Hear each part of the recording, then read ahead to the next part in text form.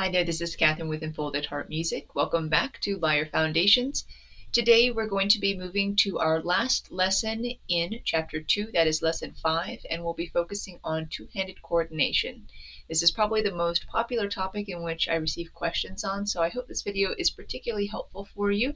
And we'll go through a few exercises, and I'll give a kind of general overview of what to work on, some suggestions, and how the exercises are organized. So let's take a look.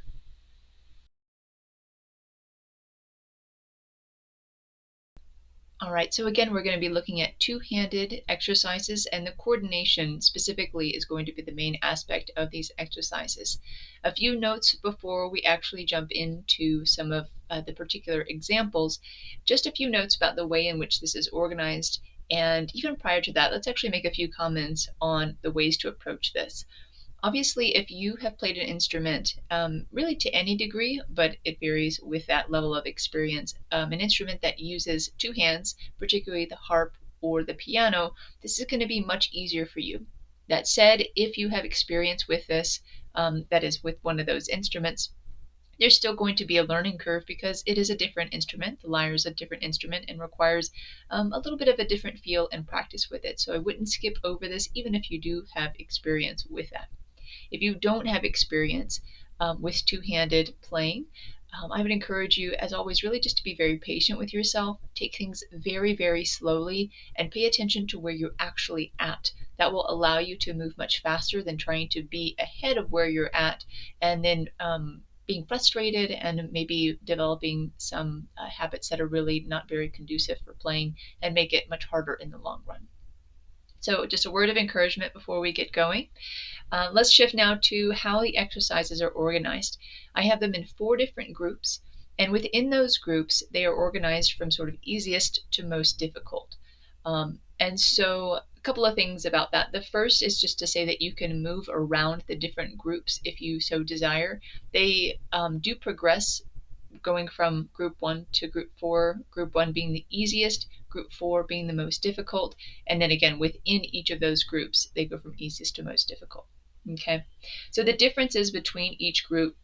The first group, and this is what I have kind of described on page 31. Let me move my music stand a little bit. On page 30, excuse me. So group 1, you have both your left and your right hand playing at the same time, staying in one position, and they play the exact same notes, just 1 octave apart. Okay, so that's why it's the most easy group, or the easiest group, because you don't have to worry about placing your hands on a different part of the lyre. You don't even have to worry about your hands doing something different. So that's the first part of coordination, is just getting your hands to work together. Most likely you're going to have one hand that is more efficient in doing this than the other, and so you kind of want to raise them to the same standard and to the same bar. One way to do that is with something like this first group of exercises where you're pairing them together, and they almost sort of support one another as they're playing that same pattern, whatever it may be.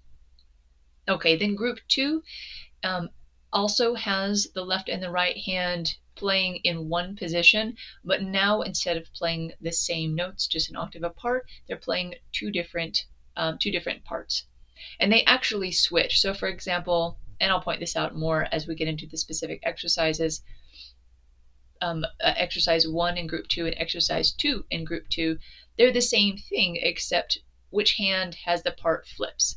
I'm going to wait to clarify it a little bit more once we actually get to it.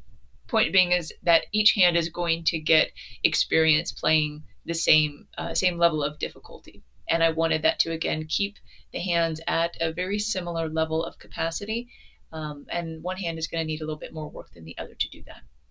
Okay, so group 2, staying in the same place on the lyre. Again, we're not moving yet, but now the hands are doing something different from one another. So this helps with coordination in a little bit more of an advanced way. We then have group 3, and with this we have kind of building on what we did in group 2, where the two hands are doing something different, but now one hand, either the right or the left hand, depending on the exercise, is going to be moving to a different place. And so this gives you something a little bit more to think about and have to kind of coordinate. And then finally group 4 has everything that we've talked about in group 1, 2, and 3, except now both hands are moving and also playing. They are playing, some of them, they're playing more similar. They have, for example, the same rhythmic pattern, but none of them are going to be identical. So group 4 is definitely the most difficult, and is something I would work up to.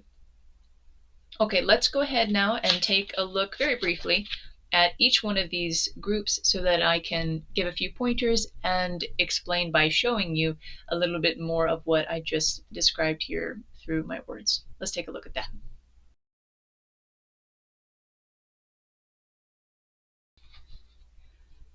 Alrighty, let's start with group 1. Once again, this is the easiest group, and the exercises within the group start easier and end in a more difficult pattern.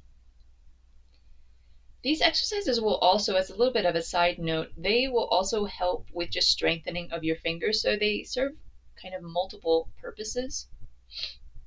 So if you find some of them more difficult, that's part of the point. I'm trying to kind of double up on some of these exercises. Of course, the main goal is that two-handed coordination, but it will also strengthen your fingers in just adding a little bit to what we've already done in the previous exercises. All right. So I'd like to take number 1 and number 2 as examples. I've written all of these so that they also fit on a 16 string, which means we're not going to be using the very top or the very bottom of the register on this. But most of it I either do in A minor or C major because it fits very nicely. Okay, so again, the hands are going to be doing the same thing. In this particular pattern, we just go up and down the 1, 3, and 5 of A minor.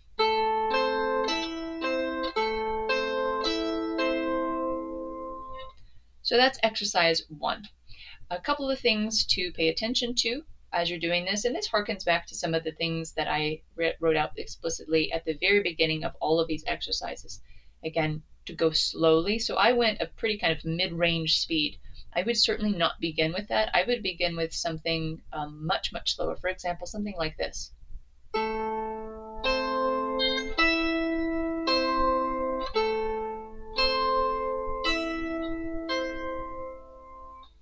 You could even begin it with hands separate.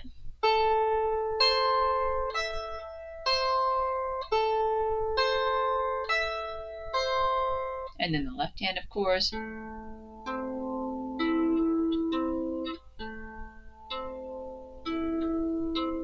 And then put them together.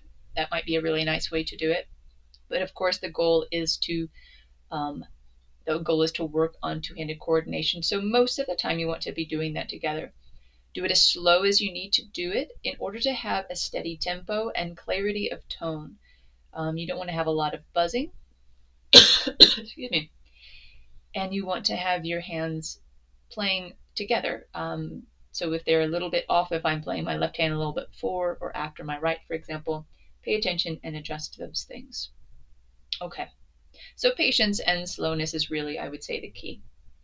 What I'd like to point out in relation to the first and the second exercise is this is going to be the case also in each pairing. So for example, exercises 1 and 2, 3 and 4, 5 and 6, etc. You have the same intervals, but we're starting in a different place. So for exercise 1, we start on this A and we go up. Now eventually we do go down and go back up and come back down one more time. But with exercise 2, instead of starting at the bottom, we start at the top.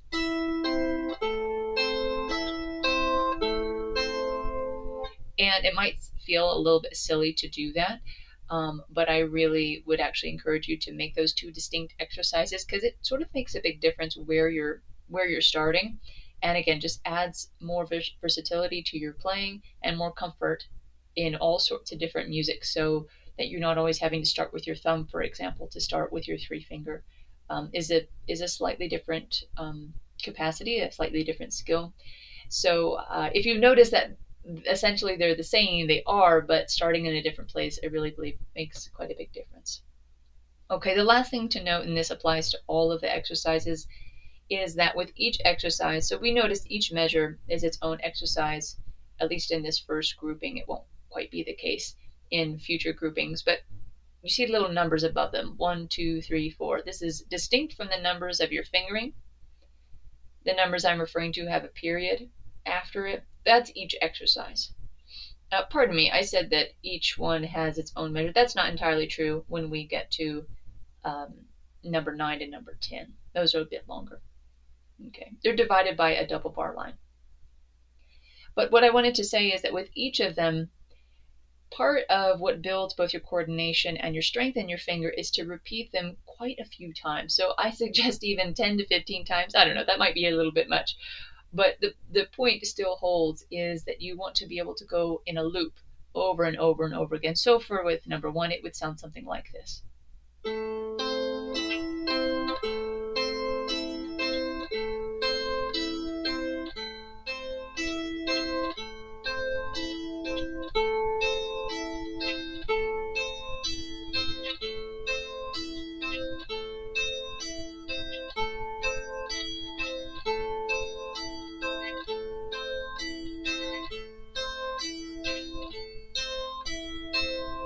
Okay, I did admittedly lose count, but the point is that you want to get far enough into the repetition where it feels very comfortable to do this exercise, and to kind of be able to almost relax into it.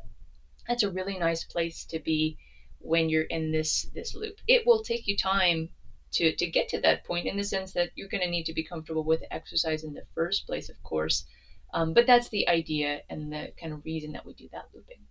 Okay, so that's group 1. Hands in the same spot, doing the same thing. Let us move now to group 2.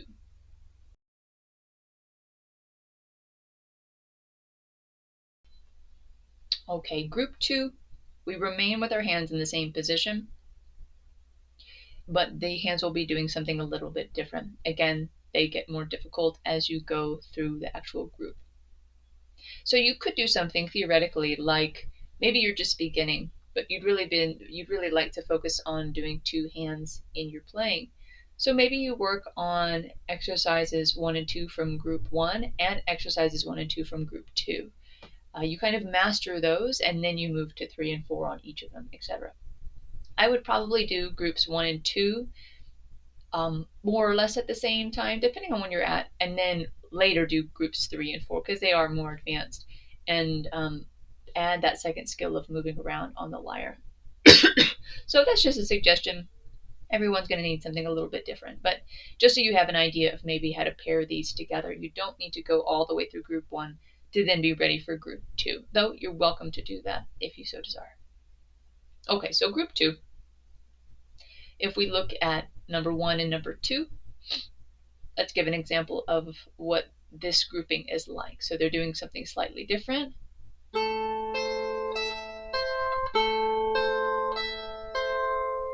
That's number 1.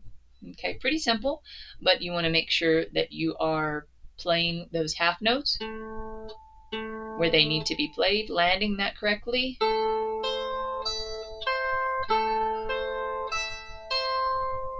Okay, and then again you can go in a loop.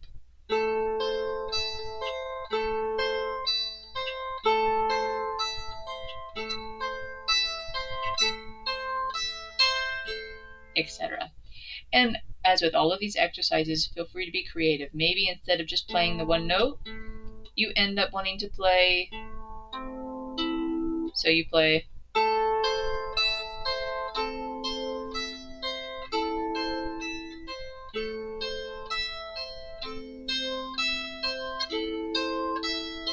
etc. It's really up to you. Number 1 is the most simple because it's at the beginning of that group. Okay, this is what I was trying to articulate earlier, is between number 1 and number 2, what we did in the right hand is now placed in the left hand down here. And what was in the left hand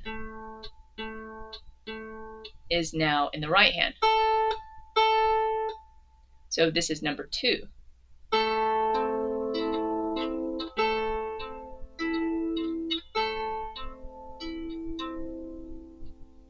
Okay, so number 1,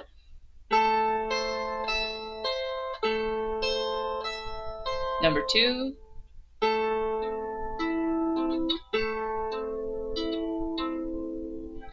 So just to give an illustration of the way in which I've paired each exercise to another one, 1 and 2, 3 and 4, 5 and 6, 7 and 8, etc.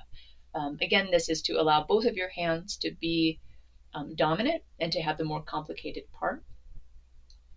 As we look into some of the later exercises like 11, 12, and 13 in this second group, we see that the rhythm is the same, but the rhythm of each hand is the same. It's eighth notes. But and with the left hand, etc. But the notes are different, etc. I don't know if I included 13. 13 is not like that. So it's really just 11 and 12. But just to articulate that even if you have some of the same rhythmic patterns in each hand, pay attention to those notes because the notes are not going to be exactly the same. This is in contrast to group 1.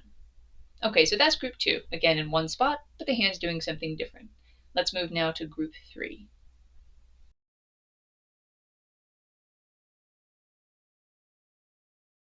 Okay, with group 3, we now add a further element, which is movement in only one of the hands.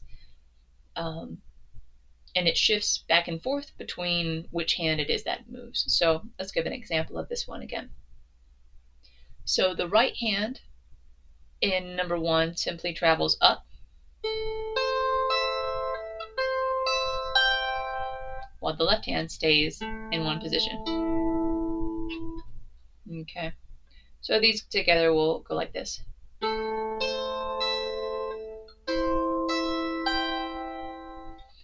So you notice we've added this element where the right hand needs to move. We can loop it.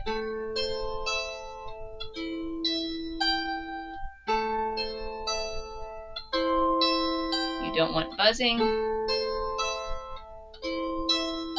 etc. Okay. Then in number 2, it switches. So now we have the left hand that's going to be moving up. This is a little bit more challenging. Whereas the right hand just stays in its one spot. What do we have here? Yes. So here's number 2.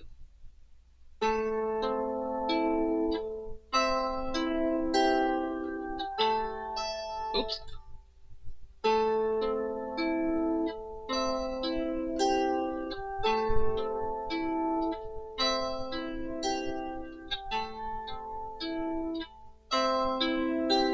Etc. And now you could, if you so desire, in these exercises that kind of echo or reflect one another, like 1 and 2, you could do all of that in a loop where you do 1 and 2 and then loop back 1, 2, 1, 2, 1, 2.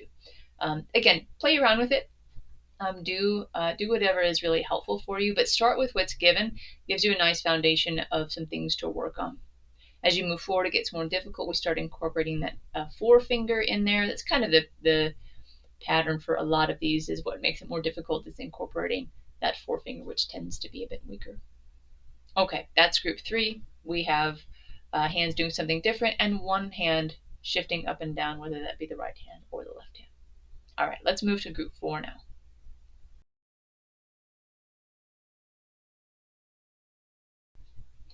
All right, we're now in group 4. Again, I wouldn't rush to this group. It is pretty complicated in some of them. It's more complicated than a lot of pieces in my perspective. But also it gives you a lot of flexibility on the lyre, a lot of comfort, and really gets your hands very independent, your right and left hand independent from each other, and allows you to play two-handed pieces with much greater mastery. Okay, so in contrast to group 3 where we had just one hand moving, we now will have both hands moving. Now I didn't do it where they move at different times and make it kind of ridiculously complicated, because that's really something I think you'd probably work on in certain pieces. And once you get to this group, I think if you master this, you're going to be pretty well set to do things even more more complicated. And anyways, we don't need to sort of be able to do just ridiculously difficult things on here. So this is really just to give you what I would think is a pretty intermediate level of flexibility, comfort, and capacity on your two-handed playing and your general finger strength. Okay, so let's take a look at what this looks like. Oh, we're up in C now. Okay, so number 1 of this group 4, we start on A, moving up to D, back down. I think I said A. I meant C. So let me start that again. C, D, C, then down to A. And that's where that finishes.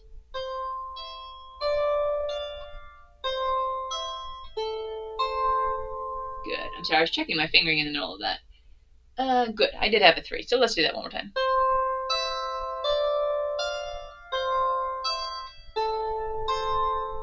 All right, so that's the right hand. We see it moves up, down, down, up, down, down. All right. The left hand is similar. It also is going to move in the same direction. This is what I was trying to say a moment ago. Both hands are going to move in the same direction. I'm not having it go kind of all crazy like that. So that's kind of a nice feature of it. And so, but instead of a third, which is what we had in the right hand, we have a fifth. You see where our placement exercises kind of come in handy. So we also have C, D, C, down to A. So here's the left hand.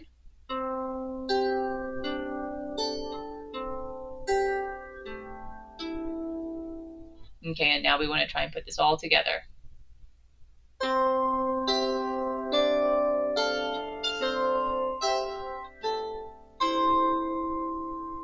Okay, and then you can speed that up. You can go in loops with that. And again, this is actually a really nice example of the help that those placement exercises give you. What you can focus on instead of always focusing on, do I have the interval right? You should have a pretty decent muscle memory to be able to know what it feels like to play a third and then a fifth.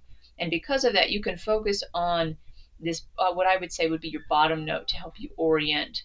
Am I starting on the right note?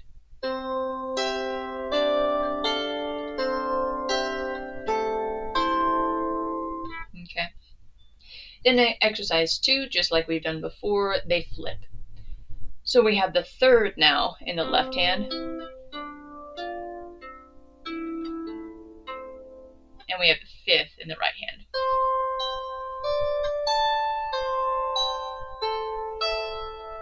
So we put that together. Let's go ahead and slow it down a little bit.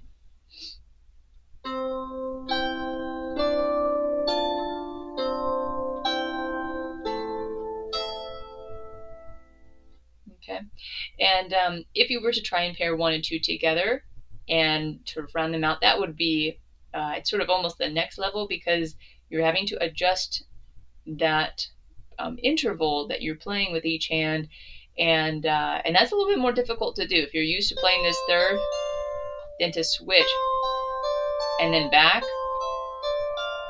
is a bit more difficult, and you're doing it opposite in each hand. So anyways, just an idea. But again, group 4, just like all the other ones, begins with the most easy combinations and ends with some more difficult ones. They're all, this one is not exaggerated quite as much as some of the other ones in regards to difficulty level, but it's still, I would say, generally, the idea is that it gets more difficult as you go through it. But this is the most difficult group because we're, again, having different things going on in each hand and moving with each of them. All right, let's go ahead and do a few concluding comments, and then we'll close the video from there.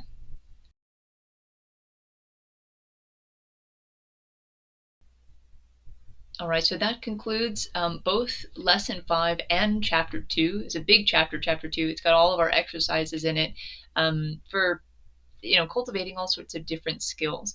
I hope that this lesson, in a certain way, I hope this lesson in a particular sense is of help to you, because I know it's something that a skill that people really desire to cultivate, and I don't quite know how to go about it. This is not the only way to do it, but I do think that these exercises would really help. And again, go slowly as you play each one, but also as you move through them. As I've said before at the very beginning of this course, the course in general is designed to get you from beginner to intermediate. From my perspective, that's where you would end up if you master everything. I would say these two-handed exercises are kind of one of the main places in which that beginner to intermediate level distance really is kind of out for display. And so if it takes you a long time to get from the beginning to the end of this, don't take that as a reason to be concerned or to think that you're going particularly slowly. Rather, I tried to give you a lot of content so that you have a lot to work with. Again, be creative with it. There's a million more exercises that could be written to help in these in this particular capacity. And so feel free to do that on your own. I've just given you a starting point. If you have any questions, if there's anything that is confusing to you or that you think I might be able to help you with, feel free to ask me that in the comments or an email. Next time, we're going to be moving to our next chapter, which is chapter 3, Dynamic and Expressive Playing. This is going to be focusing more on listening than on our physical skills, our sort of muscle memory. So we're going to kind of shift a little bit in this next chapter, and I hope you enjoy that as well. Thank you so much. I hope everything has been helpful for you, and may God bless you. May the peace of Christ be with you. Thank you again.